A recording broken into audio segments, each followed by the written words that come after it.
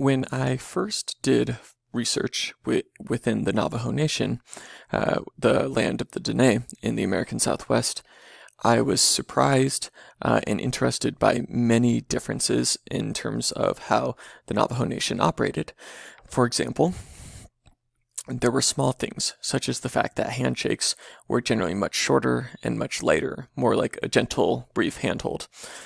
The fact that people, especially older Navajo people, often would not look each other in the eyes for extended periods of time, and it was somewhat rude if you were to do so as well. The fact that people would refer to each other, even if there was no clear blood relationship, by kinship terms, brother, nephew, and so forth, part of which had to do with the clan system, which there's really no direct parallel to in the cultural background that I come from.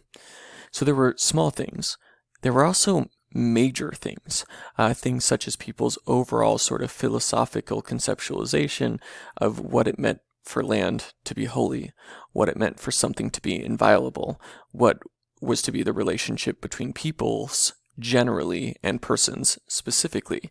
So in both very large and very small ways, this was an experience for me of difference and of culture shock, both, I suppose one could say both positive and negative, as culture shock usually is. And when we experience something like that and when we observe these differences, what we're really picking up on typically is culture. As we've discussed before, humans, by and large, biologically are very much the same. The ways in which groups differ in terms of overall approach to life, overall way of thinking about life, has a lot to do instead, not so much with our hardware, which is by and large the same with minor differences, but rather with our software, with that which is sort of downloaded to us by being part of a group. And in that regard, again, we're talking about culture. Culture is sort of the software of humanity, and perhaps what sets humanity apart so much from all the other living beings is our almost infinite capacity, it seems, within our brains to absorb culture, to have a relatively blank slate upon being born, and then absorb tremendous amounts of information about how one is to live one's life within, for example, indigenous Hawaiian society within the 1700s, or for example within Portland, Oregon in the 1990s, or for example within the Navajo Nation. So our brains have this incredible ability to download this information. Culture then can be defined in many ways, and it can mean many things to different people. Within the social sciences, within anthropology, this concept has always been very important. It was highly stressed by the earliest anthropologists, partly as a response against racist theories of the time, which often held that groups acted differently because they were biologically, intrinsically different. One group was lazier than another. One group was more reasonable than the others. And of course, surprise, surprise, these theories typically put Europeans at the top. Anthropologists very early on developed a robust way of thinking about culture as a way of explaining why groups differ widely from each other, and how that comes about in a way that's not sort of biological essentialism. I would define culture as our shared and learned ways of thinking, communicating, and acting, which we gain by being a part of a social group. Your book defines it slightly differently, as would any anthropology textbook. We all phrase it slightly differently, but it really comes down to the same core concepts. It's those things that we pick up from our groups about how one is supposed to talk and communicate, about how one is supposed to behave, about how one is supposed to view the world. Baseline assumptions. So for example, if I were to want to know, if this was a face-to-face class and I was to be pondering us leaving class early, I might have us put things to a vote, and you would all know exactly what I was talking about, and that I meant that each person had a single vote, and that those votes were equally weighted, and that we would then take the majority of the votes, and even if it was, 51% to 49%, that the majority would win. By contrast, in the Haudenosaunee Confederacy, a Native American alliance of 6 and later 7 nations, which controlled much of New York. Prior to European colonialism, all decisions by the Haudenosaunee Council, the Confederacy Council, was done on the basis of really true consensus. People truly had to come to a common agreement through their sachems, which were these sort of lineage-based representative leaders. And so kind of the same concept, but kind of really different. And that would seem very natural to Haudenosaunee people, the idea of everybody has to arrive at this kind of consensus, right? When they were making these kinds of decisions, pre-colonialism, to some degree sense. And it seems very, very natural to us living in 2020 to think of voting the way we do. So culture then is something which we sort of take for granted and which we pick up by being part of a group. It's, in other words, shared. It's shared across the group. It is salient. How many people do you have to ask to realize that, generally speaking, Americans do not think it is appropriate to walk around naked on the street? Not very many people. So culture tends to be something which is shared across many, even if there are a few people that disagree. You may find a few oddballs out there who say, oh no, it's totally fine if you walk naked down the street. But by and large, Americans would say no. And also our society is structured in such a way that, generally speaking, except under very specific conditions, you would go to jail. Or, well, maybe not jail, but you would at least get a ticket for walking around naked. So it's a shared understanding of norms and of ways of behaving. And to some degree, the sharedness of culture allows humans to exist. The fact that we, for example, if we're a hunter-gatherer group, agree on a strategy which we're going to use during the hunt, the fact that we can communicate a shared agenda, the fact that we can agree on how to respond to a famine, the fact that when somebody holds out their hand to me, at least pre-COVID, I know that they're not trying to mug me or karate chop me, but that they're trying to give me a greeting. All of these things all of these examples show how the sharedness of culture allows us to have easier relationships with each other, achieve goals together, survive as human beings. Yet at the same time, culture is contested. It's shifting. You need do nothing else other than look at the newspaper or the online news to see what I'm talking about. For example, U.S. culture has shifted very, very rapidly within the last 20 years on the issue of same-sex marriage. American culture has shifted very, very rapidly within the last 2 years on the issues of whether or not there's an issue with racially biased violence within policing. That's shifted markedly within the last couple of years in terms of American public perception. And yet, as that example shows, there's still a large swath of Americans that don't agree with that sentiment. And so culture is a tug of war often, and it's one where things shift around and get pulled different directions and people don't necessarily agree with each other, and you sometimes have contradictory elements of a culture. A culture can, for example, both believe in freedom as one of our highest ideals, and yet also walk around with iPhones that in a sense track our movements. And so there's these contradictions within really any cultural system. So culture, though, it's shared. It's a shared way of doing things. It's also learned. And so when I say that it's learned, I mean that culture includes things which a baby doesn't know, at least not a baby when the baby is first born. When a human baby is first born, we have relatively few instincts relative to a lot of other animals, including a lot of other mammals. Human infants know how to nurse. They know how to cry. That's about it. They're really not very skilled. And culture comes in to give us all these teachings that we experience throughout our lives about how to do things. For example, queuing. Queuing is by no means done in every culture. It is generally done within American culture. The practice of forming a line behind a teller or on the way to the bus and so forth. And nobody needs to tell you to form a line. Maybe you're like kindergarten teacher or something, but at some point you figured it out, right? Even if you never were told that directly, you figured it out. So sometimes learning is formalized through, for example, schooling or religious services or political proclamations, but a lot of times the things we learn about what our culture expects of us are things that we learn implicitly by watching adults and other people around us. But it is something that we learn over time. Whether or not people are born with some kind of innate drive towards the supernatural, the specific ways in which we pray, for example, whether as groups or alone, whether kneeling with one leg or both legs, whether kneeling with your face to the ground, as these observant Muslims within this picture, all of these are things that we learn within our cultural context. We pick it up. It is enculturation, the process of learning culture. And you might pause the video and think about, how have I been enculturated? Think of the different things that you just sort of take for granted about how you're supposed to dress, what language you speak, what different gestures mean, what makes the world go round, what your goals should be in life. When did you pick these things up? How did you pick these things up? Enculturation happens in 1,000 different ways as we pick it up from different people around us. Probably one of my favorite examples of that is a great book written back in the 70s, I think it was, by Keith Basso, who spent a great amount of time with the Western Apache. And he wrote a book called Portraits of the White Man, where he dissects, as only Keith Basso can, the different ways in which Western Apache people would pretend to be white people to make fun of what they saw as sort of Anglo-American culture in New Mexico and Arizona.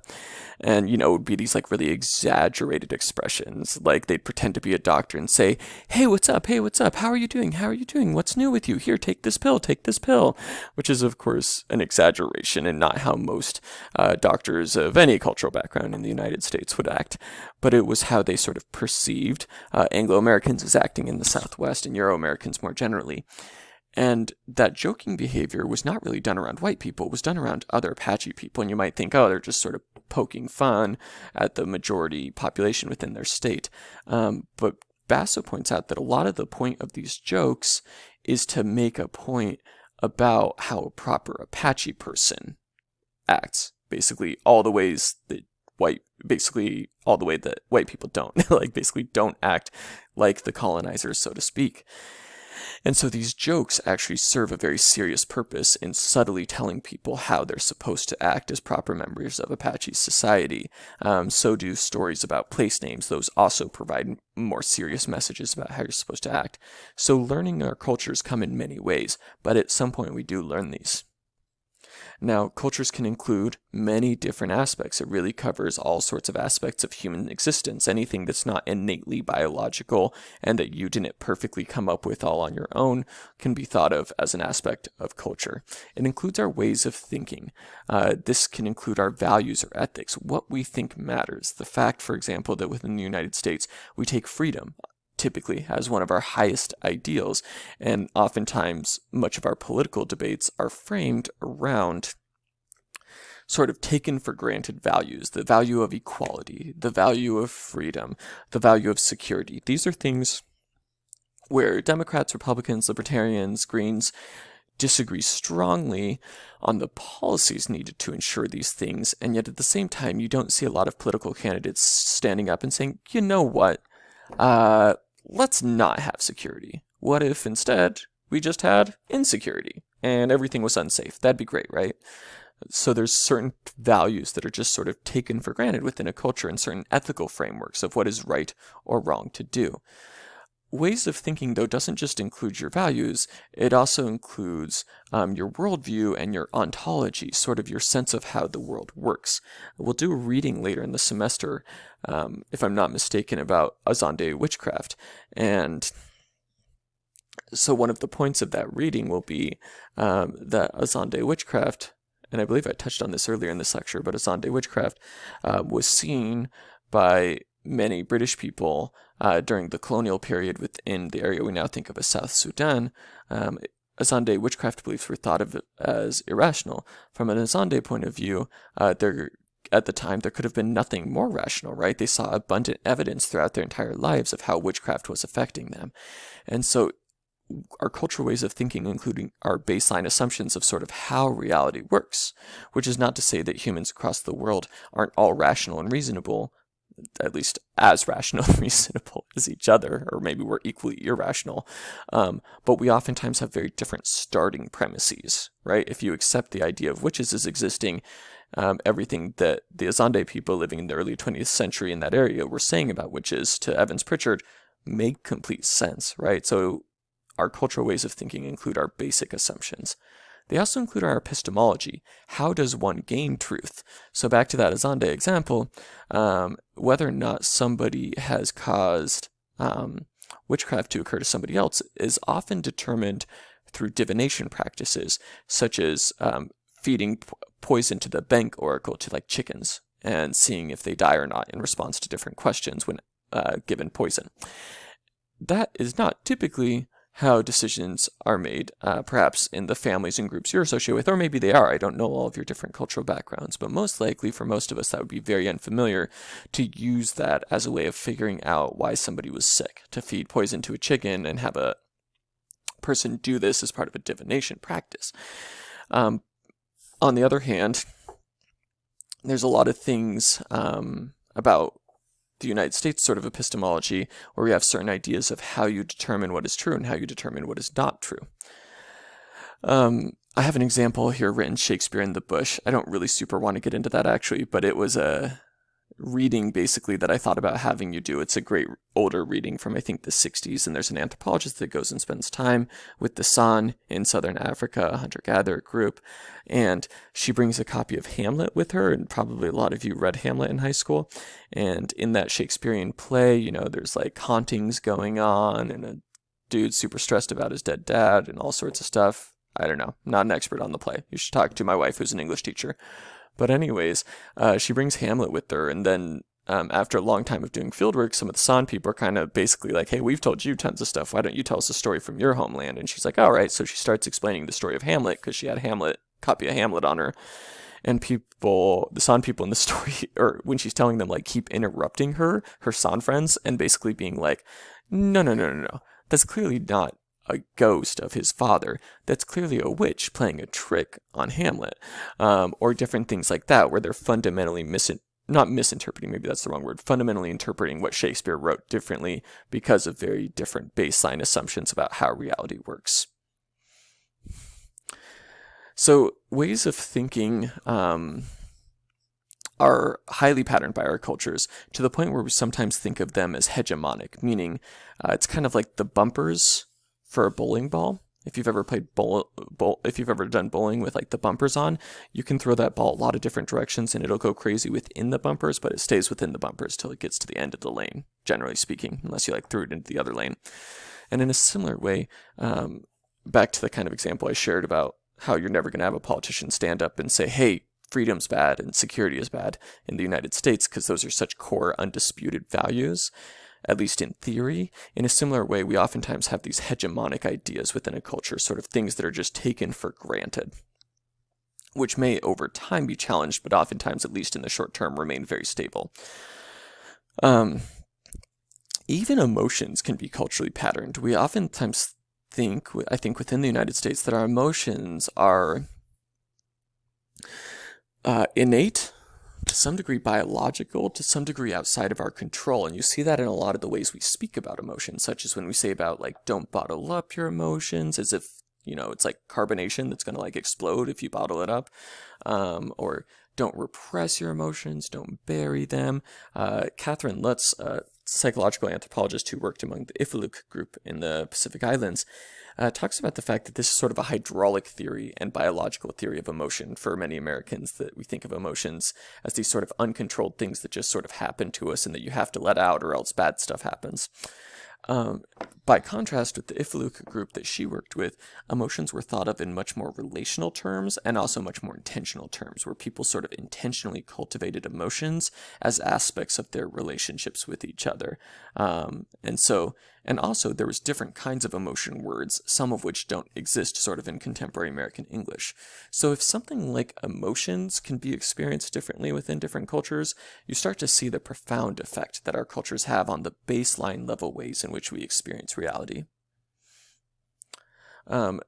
Culture also includes our ways of communicating. And so I mentioned this book before, and the ways in which jokes can be used to sort of reinforce social norms within Western Apache society, and indeed within many societies. I will mention this as well. This is a great study that was done of 17th century members of the Society of Friends, or Quakers, a Christian group which stressed, among other things, egalitarianism and anti-hierarchy, sort of Christ is the only Lord kind of ideology, based on interpretations of certain passages of the Bible. And so 17th century Quakers would oftentimes speak in thee and thou, which sounds really formal to our ears because that's culturally conditioned from, for example, reading Shakespeare or perhaps the Bible and thinking that that's formal. 300, 400 years ago, that was the informal tense for English. We used to have both a formal and an informal tense in the same way that languages like Spanish and French do. And so thee and thou was informal. So the Quakers were being kind of like hipsters when they would say thee and thou to people. And they would also refuse to call people by their honorific titles like Sir, Lady, Duke of such and such and such, which, as you can imagine, in 17th century England did not get them a lot of props from ye olde English aristocracy. Indeed, they were heavily persecuted, in part because of these communication practices, which were manifestations of deeply held beliefs. So when we say that cultures condition our ways of communicating, we don't just mean languages, although that's certainly a huge part of it. There's thousands of different languages within the world that are spoken, and the languages that we think within and speak within are typically the ones that we're raised within, whether in our family or in broader culture. But it includes not just our languages, but also even within our languages, how different subcultures and communities choose to use language, and what these things mean to them, right? These kind of subtle things we do with language to push social change. So culture includes ways of communicating. It includes the fact, again, that a handshake is not a threat, but a gesture of greeting. It includes the fact that when I say, hey, how are you doing? Or you say that to me passing in the hall if we're coworkers, you don't want me to sit down with you and be like, well, actually, man, today's been real crappy. This year has sucked, and let me tell you about it. Typically, when you say how you doing, we're not really saying how are you doing. We're saying, hey, human that I know. I acknowledge that we both know each other as humans, and so the appropriate response is, I'm okay, how are you? I wish it wasn't like that. I wish people would be more open and honest during these times. We'd probably be psychologically healthier, but it's sort of a role that we play. So culture conditions us to communicate in certain ways. It also conditions and affects the ways we act. Clothing, art, music, language, work, food, gender roles, marriage, government values, religion, families, even the way we think about things like time. All these things are cultural to at least some degree. All of these things are affected by the group we grew up in, what we consider to be a celebration, how we celebrate, how we commemorate joyous events, as in the Holi celebration within many Hindu groups, who we consult as spiritual or religious leaders, how we think families are supposed to be structured. So although monogamy is certainly, and a nuclear family is certainly the norm and sort of the majority of family arrangements within much of the United States, that's certainly not the case across all cultures. This is a former president of South Africa who was married at the time to 3 different women. And indeed, polygyny, or the practice of having more than one wife, is found in many cultures, historically and to some degree into the present, although colonialism has changed some of that. But polygyny is rather widespread in a lot of different societies. Polyandry is actually found in a few as well, so the practice of having more than one husband. And certainly large extended groups, clans that span across generations and huge webs of relation. These are things that, depending on the culture, might be really important or not important at all, or not even allowed. Another aspect of, and this is one that kind of gets into things that you may have never been directly told but that you picked up on during enculturation, is our proxemics, which vary by culture. The idea of how closely you're supposed to be to each other. So there's a story told by one field worker when she goes to Turkey, and then somebody sits on her lap and on a bus, and just as if that was normal experience, at least in that part of Turkey. I assume it's not that way in all parts of Turkey, but at least where she was in that community, that was normal behavior. Of course, in the United States, if you were on a bus and somebody comes and sits in your lap, that would be incredibly offensive and indeed an invasion of space. Every culture has a sense of what the personal space is, what the public space is, how far apart you're supposed to space, but that varies wildly depending on the culture. So cultures influence so many different things about what we do. At the same time, influence is different than determine. Influence is different than control. Cultures do not control everything you do. If they did, culture would never change, right? People push back against culture. People do their own things. People rebel. People set their own norms, and sometimes norms change for all sorts of reasons. A society might adopt a new religion. A society might adopt a new political structure. So culture changes, and also humans push back against culture. We have our agency, and we have our ways of doing things. Now, I said before that culture is something we gain by being in a social group.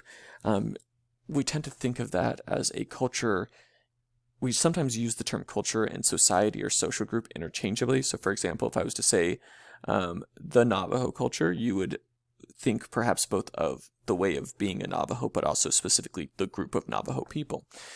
But to be more technical about it, we would say that there are societies or social groups, and then that the societies have cultures, that the culture is not the people, but the way in which that people chooses to live life collectively. However, it's actually a little more complicated than that. Pause the video for a second and think about how many different cultures you take part in or could claim to be a part of, different cultural traditions. If you're anything like most people, you can probably count at least 3 or 4, partly because our occupations are often like a subculture. Our hobby groups sometimes are strong enough that they form a subculture. I'm thinking here of comic book fans, which would be one of my subcultures. Our religious groups often operate like a culture. And then, of course, national culture in the sense of American culture. And I would argue that Alaska has a distinct culture as well, and perhaps even the specific kind of communities you're from. Ethnic groups. So we all, most of us, I would say, I dare say all of us, take part in multiple cultures, even if we're part of the same social group. In reality, we're part of many social groups and many different cultures. And at the same time, social groups themselves oftentimes are a mix and match of different cultures. So if you go, for example, to Fiji, the Pacific island of Fiji, sort of popular tourist destination, it's also sort of a hub of educational and commercial activity for many of the Pacific islands. But Fiji has a really interesting history because they have a very large population of indigenous Fijians, but they also have a very large population of people from South Asia, people primarily from India and other areas in South Asia, who were used as essentially forced labor during the early British colonial period. And so Fiji today has a population where a lot of the people are Fijian. A decent chunk of the people are from other Pacific islands that have relocated there for business or other purposes. And then a large chunk of the people are from India originally, although even if it's been several generations. And so societies can have multiple different groups, indeed most do at this point. So societies, cultures, these things are so much of who we are as human beings. In making this point, I'm not trying to overemphasize culture to the detriment of biology. The work that, for example, biological anthropologists do in sort of elucidating the biological diversity of humanity and the biological contingencies of us is incredibly important, and we'll actually spend the next couple of lectures talking a lot about the biology of human beings and how that has affected who we are today, again, kind of the hardware side of things. But at the same time, culture has such a hugely transformative effect that it's important to understand how widely we can vary by people. Again, back to the example that we started this lecture with, sort of meat eating or entirely vegetable eating, right? Huge variations despite this shared biological heritage. And indeed, one of the most fascinating aspects of anthropology is how our bodies, minds, and cultures all sort of mash together in weird, complicated, frustrating, and beautiful ways. Thank you for your time, and I will see you next week.